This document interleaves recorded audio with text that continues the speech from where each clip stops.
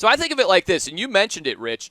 The saying of sayings with Bill Parcells, you are what your record says you are. That's what the playoff rankings are. They tell you what you've done to this point. Now I add, and this is how Vegas thinks of it, to the Bill Parcells famous quote, you are what your record says you are, ... to this point. So if you take TCU, for instance, they are ranked number 4 because of what they've done to this point. But are they that team going forward?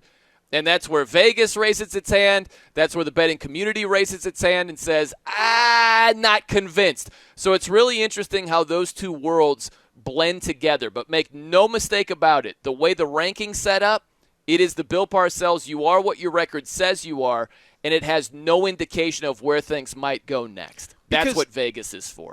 And that's the ultimate decider, the ultimate sniff test. At the end of the season, when this committee has to defend their rationality, they can point to the record and say, well, isn't this what it's all about? Isn't this a bottom line business? Aren't we talking about, yeah, I understand how a 2-loss LSU team could be ranked ahead of a USC further down the board with 1 loss, and you talk about strength of schedule in those circumstances, and we could get into that too. But at the top of the tippy top of the board, like when you're going through 1 through 4, what do all these things have in common? Georgia, Ohio State, Michigan, TCU. They all have a 0 in the loss column.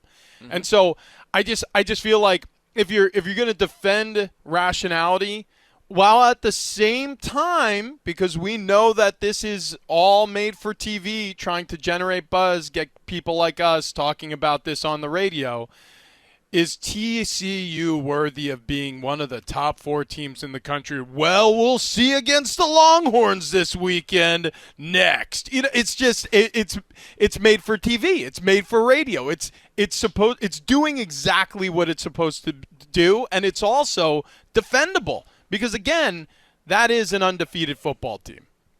Yeah, I agree. It's all for us. It's all for show. It's kind of like the Trojan horse, right? Yep. Not to bring the Trojans into this. Don't get me started on their game last night. Lincoln Riley why are you running up the score, bud? You're up 30 with 3 minutes left. There was a pass in like the final minute. They were running their 2-minute offense. That's crazy. Lincoln Riley, man. He will not and be someone denied. on Twitter was like, oh, well, they were trying to get live game reps against Colorado. It was Colorado's second stringers. You're better off facing your backups in practice. Lincoln had some boosters that probably had some money on the game, and I don't want to go further than that. But the rankings, if you think these coaches don't know the point spreads. Oh, please. Take your flamingo head and take it out of the sand, people. They know the point spreads. Trust me, these boosters bet the games more than we do. The rankings are all reality TV. Rich, you could not have put it better. There's 4 teams in the top 4, and they all have one thing in common. It's the only thing they have in common. That's right. because I'll be honest, if you did this in terms of the quote-unquote gambling ratings, it would be Georgia, Ohio State, then it would be Alabama 3, and then you'd have a debate for 4. Yeah, all the ratings people that I talk to have Alabama 3rd best team in the country. Oregon, Tennessee, probably neck and neck for 4. I think you could make an argument for either. Michigan and TCU wouldn't even be in the top 5. Wow, so yeah. You just have to put that into consideration. Now, the good news is Michigan and Ohio State play each other. That takes care of one piece of the puzzle. TCU, let's be honest, I would be very surprised if they won this game today. That should take care of the other part of the equation. But there is still one very difficult thing to work out.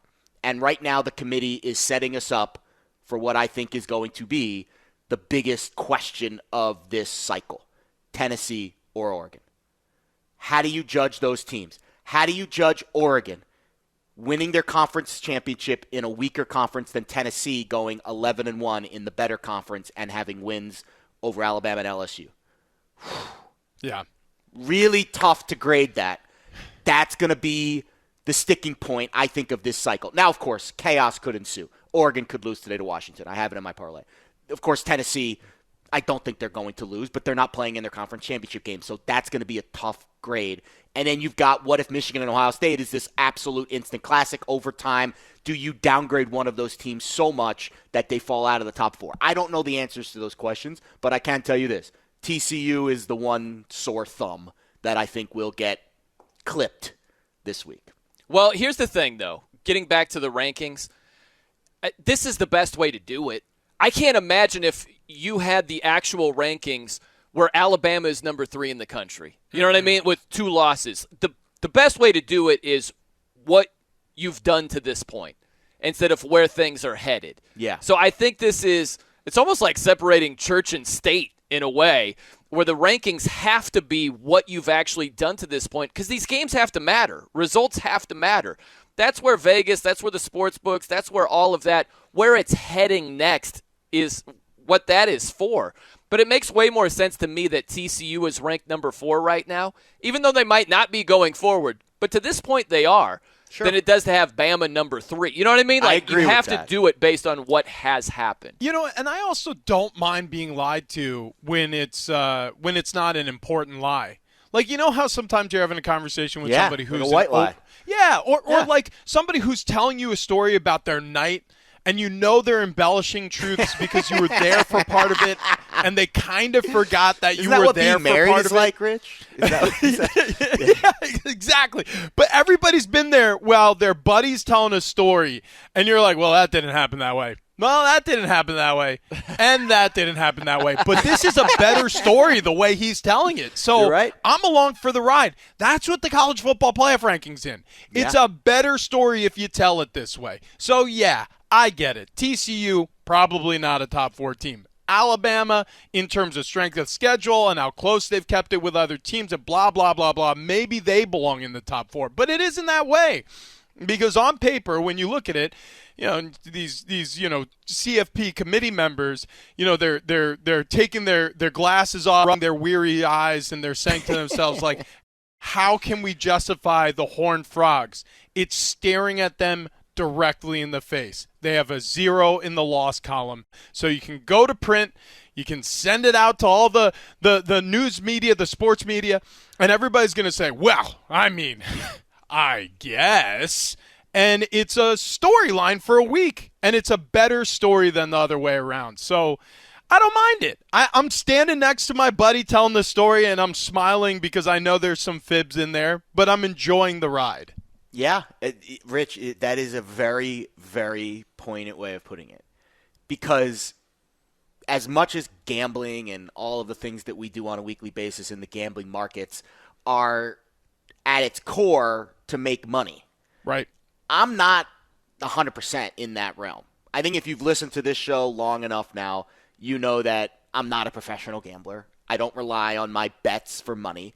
There is an entertainment value to what we do on a weekly basis. And I don't think any of our listeners are 100% in the gambling space, opening up their apps every week because they're going to pay their rent with that money. They want to be entertained when they're watching the games. That's what we provide with some of the bets. We hope to win. We're always trying to win. We're not trying to lose.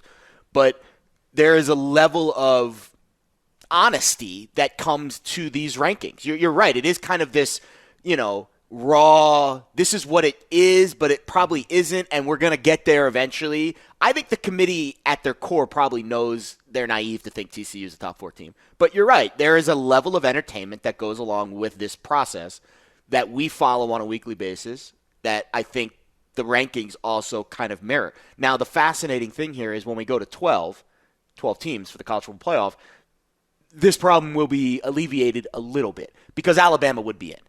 Right. And there's no question about it. Now, I know you can, the difference between 12 and 13, you can make that distinction. Well, the 13th team in the country probably has no chance of actually winning the college football playoff. So really it's how do we get the field right and how do we include a team like Alabama that clearly deserves to be in the conversation, but because of some extenuating circumstances, schedule, and of course a couple of tough losses where, let's be honest, they were ahead in the final seconds and it took comebacks in both games for them to lose against really good teams.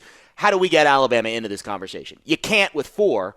With 12, it's an easy call to make, even though there's going to be plenty of one-loss teams left out of that 12-team playoff, and they're going to be like, well, Bama's lost 2 games, blah, blah, blah. So I think there's a lot of discussions to be had. But at its core, you're right, Rich. This is an entertainment product, and it's pretty darn entertaining when you put the undefeated team in the top 4, and then they get beat because everyone loves quote-unquote upsets. By the way, TCU losing this week would not be an upset. I just add the little cherry on top. I was just thinking that this has to be maddening for the committee if you really think about it, because we kind of assume that they don't think about where this is headed. They might not be sold on TCU going forward, but you have to rank them on where they are right now. You know, that's what makes more sense. Pick a state of choice. We'll use Indiana, for instance.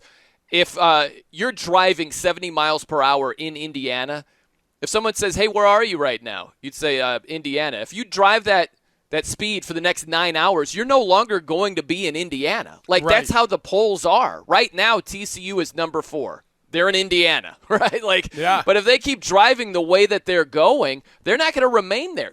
The committee might not be oblivious to that. It's just they have to rank them where they are right now. That's the only way you can do it, really. Yeah, the story's unfinished, and you got to give credence to consistency because they've been consistent on this. They rate and value having an undefeated season higher than most other intangible qualities about football teams. Like, well, where their defense ranked? Well, that doesn't matter. Well, it does matter. Yeah, it does if they had the same record or one. If we were comparing them one loss against another one-loss team. But they have something that those one-loss teams don't have, which is an undefeated season. And they've been consistent on that. They've always rated undefeated teams in Power 5 conferences ahead of the rest of the pack. And we saw with Cincinnati, even a group of 5 team can elevate if they keep it perfect. So they've been consistent on that point, and I'm not saying it's pretty or it's right or it works. It doesn't. But it is entertaining, and I think that is the same way bettors and sports books are looking to make money. They are too, but they're looking to make television money, and the way you do that is increasing interest, and the way you do that Bingo. is make it a story, and they have.